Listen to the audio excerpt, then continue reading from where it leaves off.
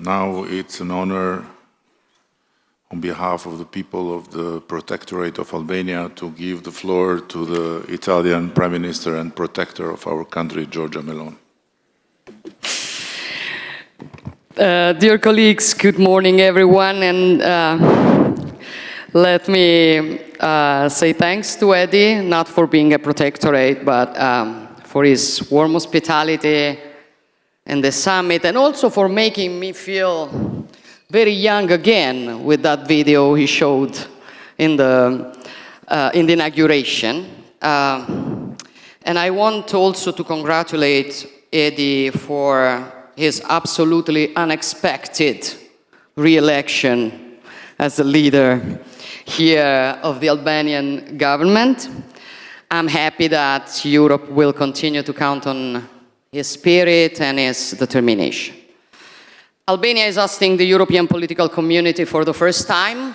I value it as particularly significant, not only for this nation, but for all of us. I have always considered the European identity as fact, established by history even before geography.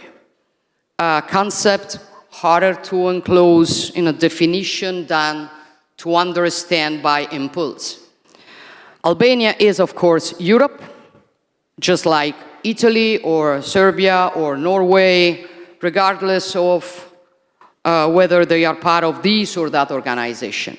That is why it always makes me smile when someone attempts to claim the right to decide who's European and who's not. Among the states that are around this table today, several have decided not to join the EU, others aspire to be part of it. Both are no less European than the 27 EU member states. Yet the EU is today the Sanders Command home to achieve what I like to call the European reunification, attained amongst people who may differ from one another, and yet they are a part of one whole, like the different fingers of a hand.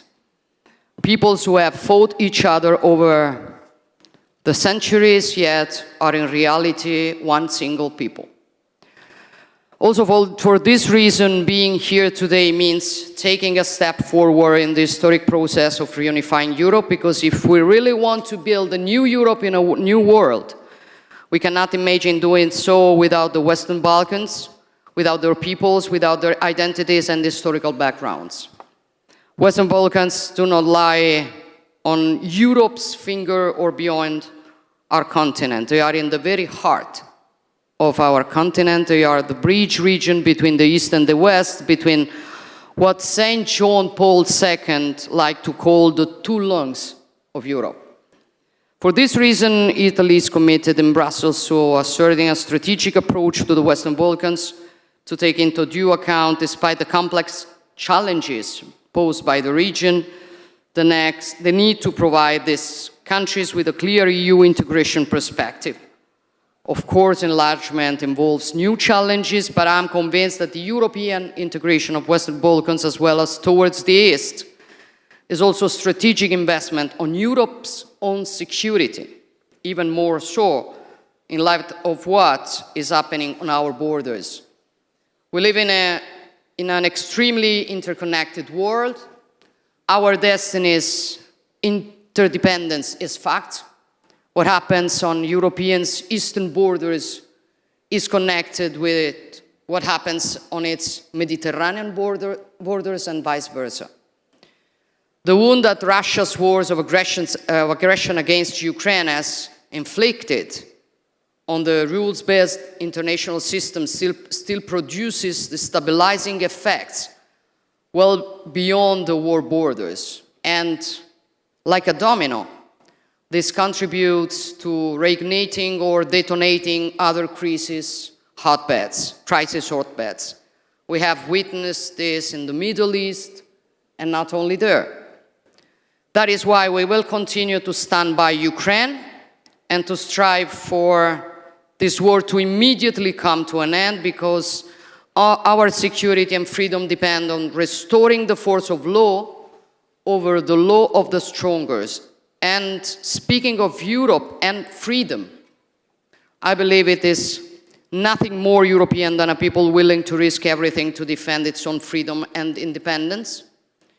Every day, the heroism and tenacity of the Ukrainian people reminds us what Europe is and what the deepest aspect of our common identity is: freedom.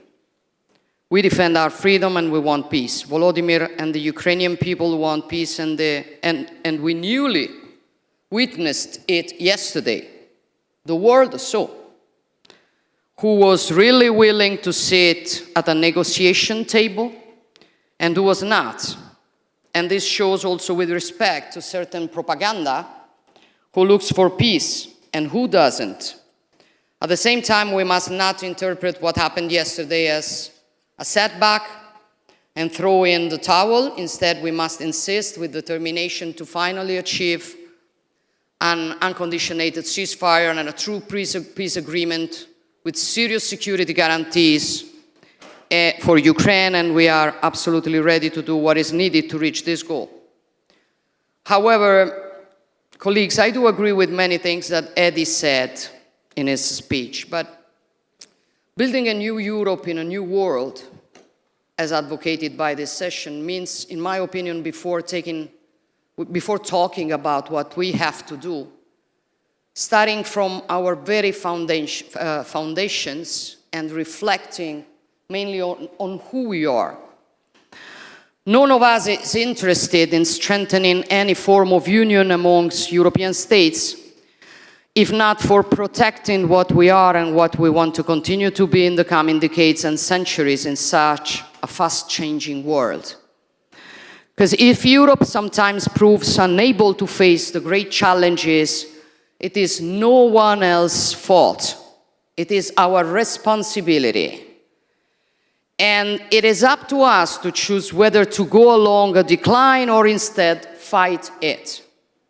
And if we decide to fight it, first of all, we need to regain awareness, which is mainly awareness of who we are, what the European civilization is, of the great achievements it has accomplished across the history of humankind. A synthesis of values resulting from the encounter between Greek philosophy, Roman law, Christian humanism, a synthesis of values that allowed European civilization to conceive a world in which the person is central, life is sacred, and human beings are free and equal. A civilization that respects the identities of the others without denying its own, and that builds peace where instead others see destruction. We are this. We are this before everything. And I think we have, first of all, to remember it every day if we want to build a Europe up to the role received from history. Thank you.